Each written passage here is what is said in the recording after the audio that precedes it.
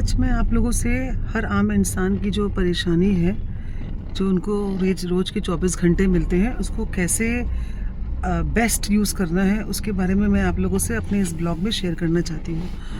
तो जैसे कि हमको रोज़ के जो 24 घंटे मिलते हैं, उसमें हम क्या करते हैं कि सुबह उठते हैं, नहा धो के नाश्ता-वाश्ता करके उसके बाद अपने काम पे या फिर अपने पढ़ाई के लिए अपने स्थान पे निकल पड़ते हैं और पूरे दिन खट के, पढ़ाई करके खट के या फिर काम करके खट के अपने घर वापस आ जाते हैं या दोस्तों के संग टाइम स्पेंड करते हैं या पार्टी वार्टी करते हैं और इन्जॉय करके उसके बाद रात में अपने घर आ जाते हैं।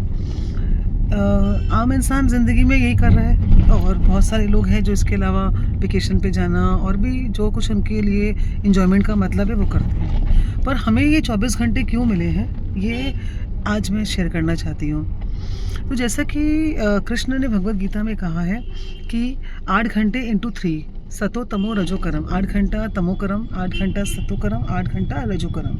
वो क्या होता है? वो ये होता है कि 8 घंटे की हमें नींद जो हम लेते हैं उसको हम बोलते हैं 8 घंटे का तमो करम। 8 घंटे का होता है रजो करम। जो हम काम करते हैं ना, वो हमें सिर्फ 8 घंटे ही करने हैं और बाकी के 8 घंटे क्या होते हैं सत्कर्म करने के लिए। पर हम तो 8 घंटे का सत्कर्म करते नहीं हैं क्योंकि हमें लगता है कि हमारा वर्क शेड्यूल इतना बड़ा है कि वो हमें अलाउ ही नहीं करता कि हम 8 घंटे का सत्कर्म करें। तो पर कृष्ण ने तो यही कहा है भगवत गीता में, कृष्ण को हम भगवान मानते भी हैं तो वो गलत तो नहीं बोल सकते हैं। तो यही आम इंसान की ज़िंदगी में परेशानी आती है कि 16 घंटे का काम भी कम ही लगता है, 16 घंटे की पढ़ाई भी कम लगती है जो स्टूडियस बच्चे हैं। और जो स्टूडियस बच्चे नहीं हैं उनको 16 घंटे भी कम लगते हैं इंस्टा में रील्स वगैरह देखने के लिए। पर हम कुछ भी ऐसा मीनिंगफुल नहीं कर रहे जो हमारी लाइफ को ऐसा बना दे कि हम हर सिचुएशन में खुश रहें। क्योंकि हम जितना भी पढ़ाई कर लें हमें कम लगता है, हम जितने भी इंस्टा में रील्स देख लें हमें कम लगता है, हम जितना भी कमा लें हमें कम लगता है, हम जितना भी घूम लें हमें कम लगता है, हम जितने भी पैसे बना लें हमें कम लगता है ना। इसका मतलब हम अंदर से खुश नहीं है। क्यों? क्योंकि हम अपने उस 24 घंटे को अच्छे से यूज़ नहीं कर रहे हैं। तो अब उस 24 घंटे को यूज़ करने के लिए क्या, जैसे कि आप लोग देख पा रहे हैं कि मैं अभी गाड़ी में बैठी और सत्संग में जा रही हूँ। सत्संग सुन के लोगों को लगेगा कि ये तो बहुत ही ओल्ड फैशन कुछ है क्योंकि ये तो 60-70 उम्र की लोगों का काम है, उन्हीं को शोभा देते हैं। और जो हमारे 8 घंटे का सत्कर्म है ना, उसमें सत्संग भी आता है, उसमें कोई ना कोई भगवान से रिलेटेड कोई किताब पढ़ना भी आता है, कुछ ना कुछ भजन सुनना भी आता है, कुछ ना कुछ अच्छा काम करना, या फिर अगर हम काम में ही और हमको नहीं मिल रहा है ये सब करने का भी टाइम, तो हम अपने काम को भी भजन बना सकते हैं। और वो कैसे कि अगर आप पहले मुझे ये बताइए, आप लोगों के लिए क्या ये पॉसिबल हो पाता है कि अगर एक स्टूडेंट के लिए पॉसिबल हो पाता है कि अगर वो उसको टीचर अगर उस पर झगड़ा करे, उसको अगर चिल्लाए, उसको गुस्सा करे किसी गलती के लिए, तो वो अपने टीचर में भगवान देखेगी, ओहो कृष्ण टीचर के रूप में मेरे को डांट रहे हैं, अरे वाह क्या लीला है तेरी कृष्ण।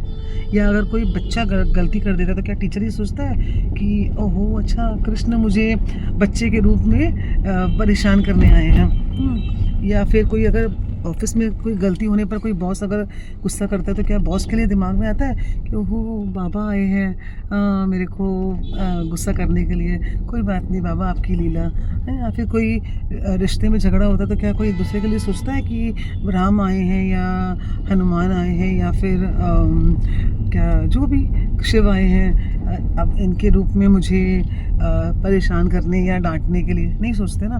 क्योंकि हम अपने काम के टाइम पे अपने माया को इतना इम्पोर्टेंस देते हैं कि हम किसी में भगवान नहीं देख पाते, तो हम काम के बीच में जो हमारा रोज़ का 8 घंटे का जो सत्य का काम है उसको हम नहीं कर पाते। और जस्ट बिकॉज कि हम नहीं कर पाते इसीलिए तो हमको जो कुछ भी मिलता है ज़िंदगी में उसमें खुश नहीं रहते हैं। पर अब 8 घंटा करना पॉसिबल भी नहीं हो पाता है, तो इसीलिए छोटे छोटे चीज़ों से शुरुआत करनी पड़ती है कि हफ्ते में एक बार कोई सत्संग में चले गए, 1-2 घंटे के लिए टाइम निकालना तो मुश्किल नहीं होता अगर निकालना चाहे तो। फिर कभी कोई ग्रंथों को पढ़ लिया, जैसे भगवत गीता है, साई सच्चरित है, बाइबल है, कुरान है ना, दंपत है, तो महावीर स्वामी की जिनवानी है, बहुत कुछ है पढ़ने के लिए, उसको पढ़ सकते हैं।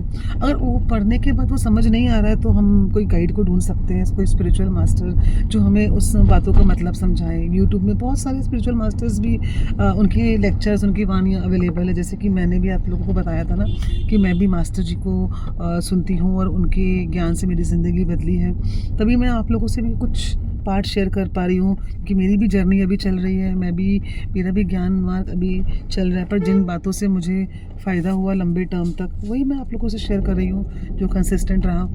तो धीरे धीरे जब करते हैं ना, तो हमारा वो धीरे धीरे जो स्पीड है वो बढ़ बढ़ के पहले हफ्ते में एक बार सत्संग, रोज की कोई अच्छी बुक पढ़ना, कोई गाइड को ढूंढना, उसके कोई लेक्चर को सुनना, या कोई अच्छा काम करना, कहीं कहीं करते कुछ सेवा का काम हुआ, है ना। तो कुछ भी करते करते धीरे धीरे हमारा धीरे धीरे हो जाता है जो हम चाहते हैं जैसा करना। हमारा टाइम निकल आता है। क्यों निकल आता है? क्योंकि हमें जिस वजह से हम अपने लॉन्ग आवर्स में काम कर रहे थे, वो लॉन्ग आवर्स में वही काम को राइट तरीके से काम करने का हमें रास्ता नज़र आने लगता है। क्योंकि जो अध्यात्म मार्ग है ना, वो इसलिए नहीं है कि वो आपको कुछ छुड़ा देगा। लोग बोलते हैं ना कि वैराग्य मतलब सब कुछ छूट जाना। अगर आपके अंदर एक वैराग्य उत्पन्न करता है तो वो कुछ छोड़ने के लिए नहीं, बल्कि मूर्खता को छोड़ने के लिए होता है, और राइट रास्ता दिखाता है कि वही कर्म तुम्हारे और अच्छे से होंगे और बहुत कम टाइम लगेगा। क्योंकि हम अंदर में बहुत सारी चीज़ों को इकट्ठा कर लेते हैं, डिज़ायर्स, अटैचमेंट, और उसके बाद फिर उससे चिपक जाते हैं। फिर इस वजह से हम रॉन्ग कर्म करते हैं, यार कर्म को राइट तरीके से नहीं करते। तो अध्यात्म हमें राइट कर्म करना सिखाता है। इसलिए अध्यात्म बहुत ज़रूरी होता है, स्पिरिचुअलिटी बहुत ज़रूरी होती है लाइफ में, जो हमें हर किसी को हर एज में चाहिए, है ना। क्योंकि बच्चे को भी तो दुख होता ही है ना, बच्चे का भी तो स्ट्रगल होता ही है। तो जहाँ दुख है, जहाँ स्ट्रगल है, वहाँ अध्यात्म की ज़रूरत है। तो मैं अभी जैसे सत्संग जहाँ जाने वाली हूँ, वहाँ पहुँचने वाली हूँ, तो फिर उसके बाद मैं आपको वहाँ का भी ग्लिम्स शेयर करूँगी, फिर हम आगे कंटिन्यू करेंगे, ठीक है। जहाँ पर सत्संग जाना है वहाँ मैं पहुँच गई हूँ, और मैं थोड़ा सा ग्लिम्स शेयर